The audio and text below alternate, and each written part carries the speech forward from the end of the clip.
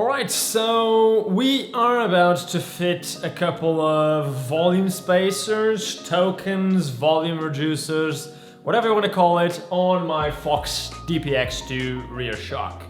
Now, the reason for it is because I noticed that the travel was going too linear, so the beginning was too harsh and I was bottoming out quite a lot.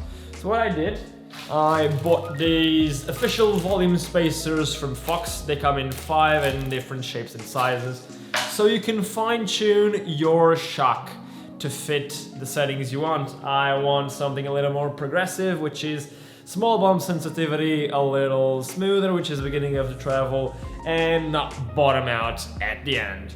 So these spacers do fit the Float X and the DPX2, both the Evol 2 and the Kashima coat. So let's give it a try and let's fit these things. First thing to do, don't forget to unscrew the valve cap and take all the air out, otherwise it can blow in your face.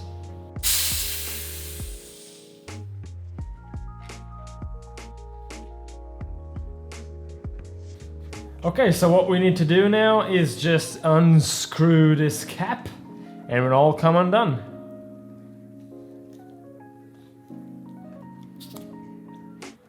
And there you go. Shock's opened. And with your bare hands, take off the volume spacer.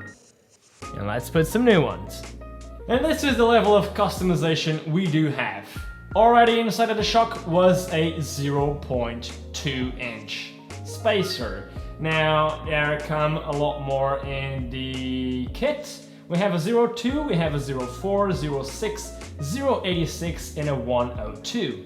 Now, what these mean is as bigger as it gets, as much as it reduces the volume, as more progression on the end of the stroke you'll have. So, maybe this is a little too much. I'm gonna maybe try this, not light blue, but lighter blue first. If it is too much progression, I'll go down to the light blue. If it is not enough progression, I still have this one to put inside. There you go. Pick this thing and put it again on its spot. Screw the cap back up. You might need a little bit of force to do this, but you'll eventually get it. There we go. There you go. Nice and tight, ready to be put again on the bike. Then fill it up to your correct pressure, and there you go. And the assembly part is done. Now you should fine-tune the shock for your needs, and what a better way to test that out than to go in the field and check it out. Water.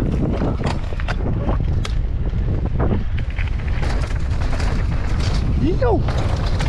I can actually feel that the back is a lot more responsive to the small bumps, and that's real good. Now I might have need to put the rebound a little faster because I lowered the pressure and I didn't touch the rebound, but from the rest I think everything's nice. 2 clicks on the rebound and I might have my new suspension setup. Might tweak a little bit the pressure later because I think it is not actually bottoming out, but I mean this trail is kind of easy, so shouldn't bottom out anyways. So yeah, might need to take a little bit of air. It's not bottoming out, and I might give 2 clicks of rebound to the fastest. I think that's it. Maybe a little bit of air out. We'll see. Let's do a little bit more testing and we'll check that out later.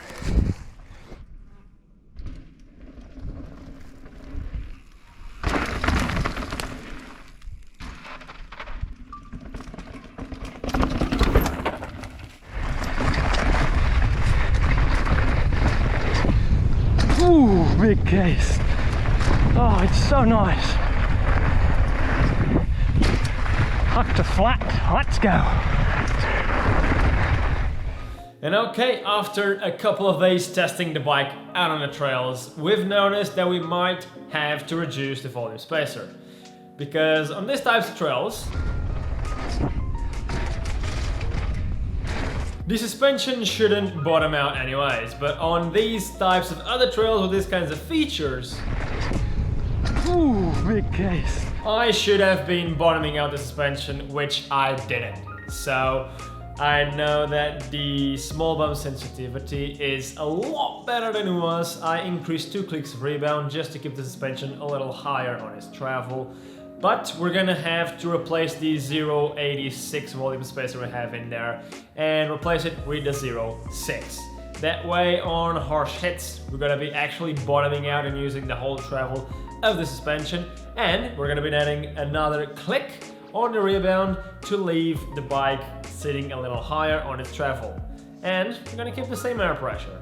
That's what hangs on it.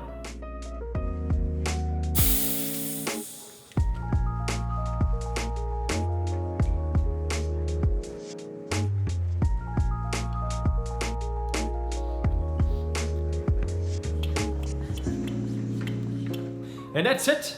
On your bike you might need to do different kinds of setups and different kinds of tweaks. Just remember to fit the things and go try them out on your local trails.